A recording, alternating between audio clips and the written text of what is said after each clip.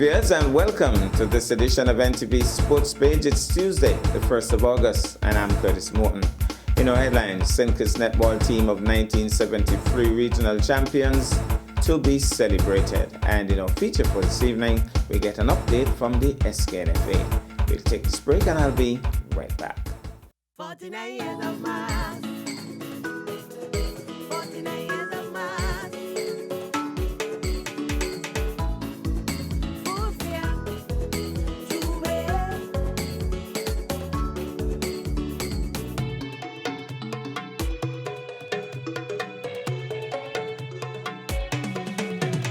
49 years of mass.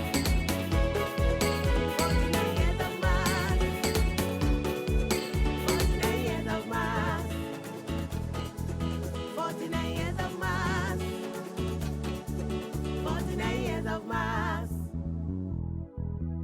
49 years of mass. 49 years of mass. 49 years of mass. 49 years of mass. 49 years of mass. Fusia, Juve. 49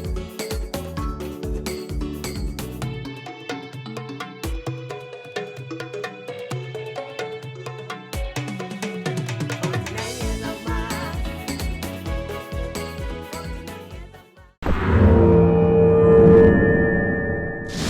Well, I'm back and we start with swimming. On June the 17th, 2023, President of the St. Kitts Nevis Aquatics Federation, Eldon Thomas, traveled to Japan to represent St. Kitts and Nevis at the World Aquatics Championship and World Aquatics Congress. St. Kitts and Nevis was also represented in competing in the 100 and 200 meter backstroke with swimmer and athlete Jennifer Hardin from Nevis. Jennifer now holds the new national record in the 100 meters and 200 meters backstroke. During this time, discussions were held with World Aquatic leaders and the World Aquatic Development Team about offering more assistance in the development of aquatic sports in the Federation of St. Kitts and Nevis.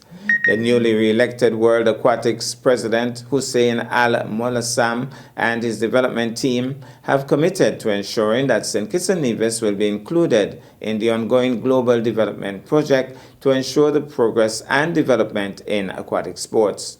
St. Kitts Nevis Aquatics Federation President Eldon Thomas returned to the Federation on July 28, 2023.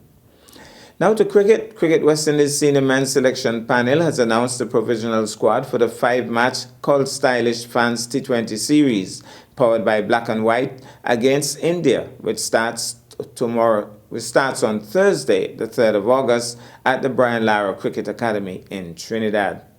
The full squad: Rovman Powell, captain; Kyle Mayers, vice-captain; Johnson Charles, Ruston Chase, Shimron Hetmyer, Jason Holder, Shai Hope, Akil Hussain, Alzari Joseph, Brendan King, Obed McCoy, Nicholas Puran, Romario Shepherd, Odin Smith, O'Shane Thomas. In terms of the match schedule, 3rd of August, first T20 in Trinidad; 6th of August, second T20 in Guyana; 8th of August, third T20 in Guyana; 12th of August, fourth T20 in Florida at the Broward County Stadium; the 13th of August, the fifth and final T20, again at the Broward County Stadium in Lauderhill, Florida. Start time, 10:30 a.m. Now to netball. Plans have officially rolled out to commemorate the momentous 50th anniversary of the St. Kitts netball team's triumphant victory in the Caribbean Netball Championship of 1973. Additionally, the celebrations will extend to honor the 45th anniversary of the team's remarkable win in the Caribbean Netball Championships of 1978. Under the theme, Acknowledge, Aspire, Act, the organizing committee has meticulously planned a week of engaging activities to celebrate this glorious journey from August 13 to 19, 2023. The lineup includes a church service, community outreach, fun day, nostalgic walk, launch of the primary school's netball championships, and a gala. In 1973, St. Kitts etched its name in history, claiming the Caribbean netball title for the very first time. The 1978 triumph added another shining jewel to the crown of our netball legacy. It was also announced that members of the netball teams residing overseas are expected to be on the island to be a part of the festivities adding even more excitement and significance to the celebrations. Camilla Lawrence, the PRO of the organizing committee, had this to say. This feat has never been accomplished since then, and it is time that we acknowledge, aspire, and act, and that also is the theme of the celebrations. The players are all alive, well, physically fit, and they're really excited about our tribute to them in acknowledging what they do, what they did. Let's get netball back in the schools, back as a topic, and back as a sport that we can be unified as a nation. We'll take this break and I'll be back with our feature for this evening. As a responsible taxpayer, you help to finance free healthcare at all health centers on Nevis. Thank you for putting country above self. This message was brought to you by the Inland Revenue Department, Nevis. Be a responsible citizen.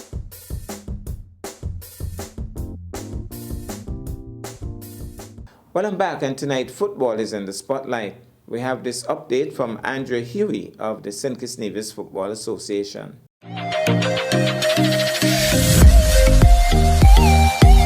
It's official. The SKNFA Premier League regular season has ended. The Super 6 teams have been decided, and the 3 teams that have been relegated have been confirmed.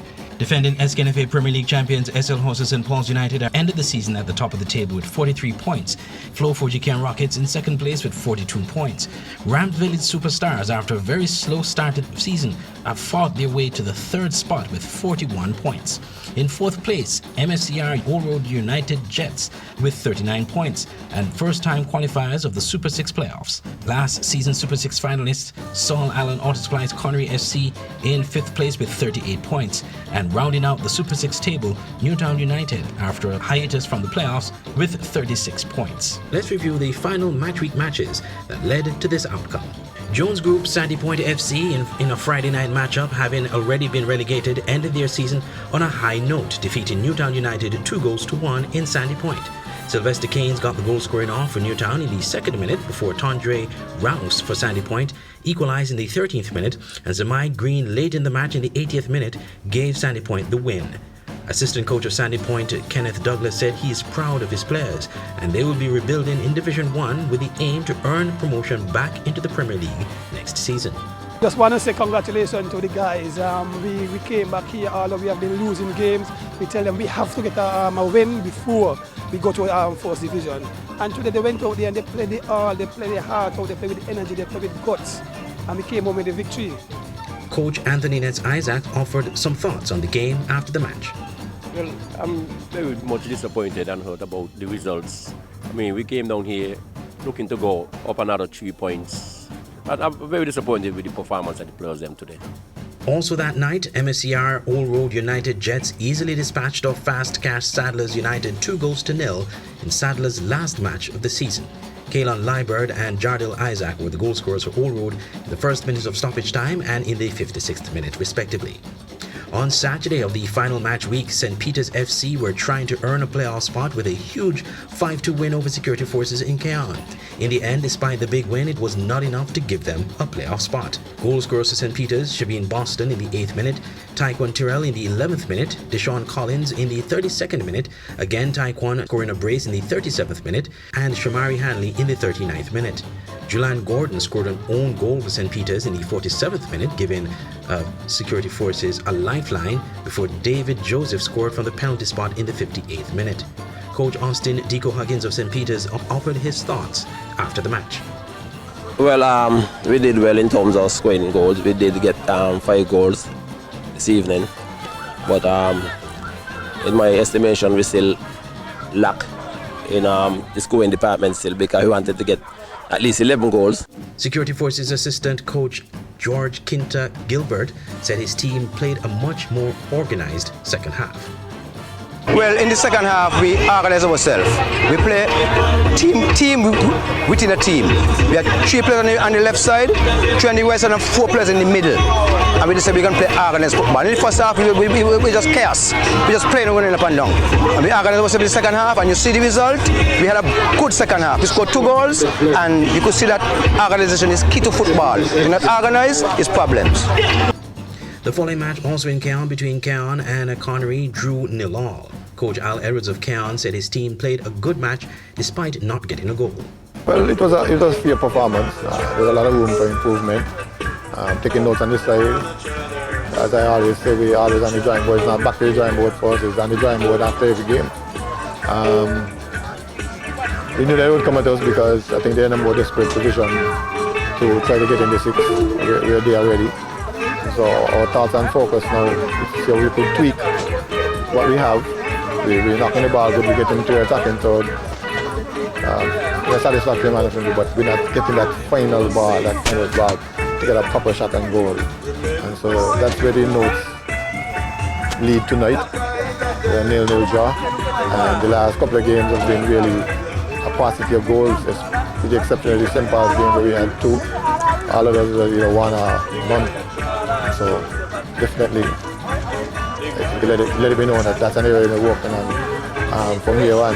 Next 5 matches in the 6th. Connery's coach Al Richards ruled their missed chances. Well, tonight, as you said, we didn't get the result we wanted. We didn't get the 3 points, but we failed to execute our chances in some moment of the game. You know what I mean?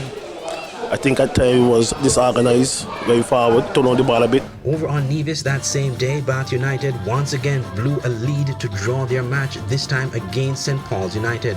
Romario Daniel struck twice for Bath in the 8th and 42nd minute, only for Keith Roy Freeman to get one back for St. Paul's in the 84th minute, and Nick One Phipps sealing the draw for St. Paul's in the 3rd minute of stoppage time.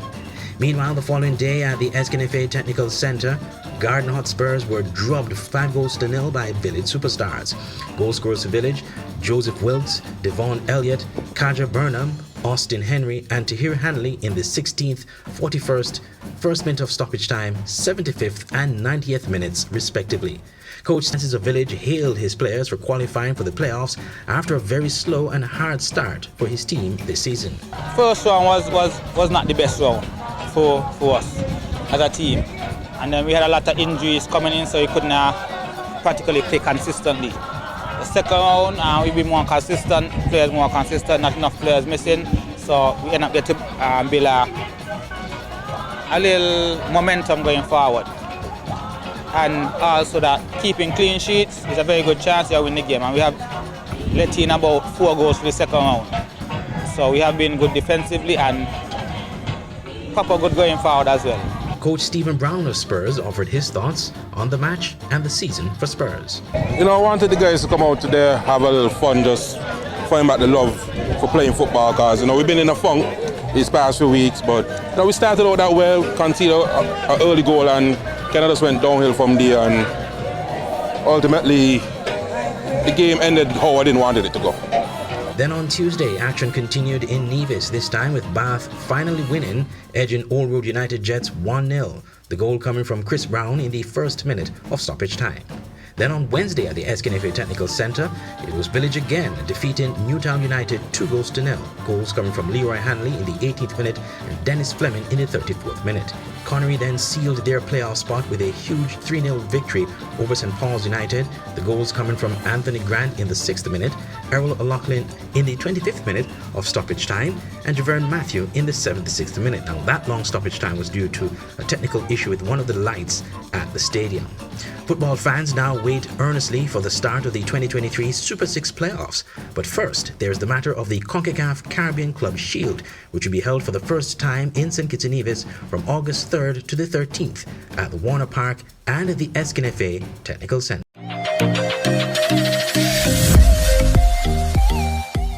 Well, thank you so much, Andre. That's our package for this evening. I am Curtis Morton, reminding you that you can watch sports if you're not fit. But to play sports requires fitness, diligence, and sacrifice. Have a good night.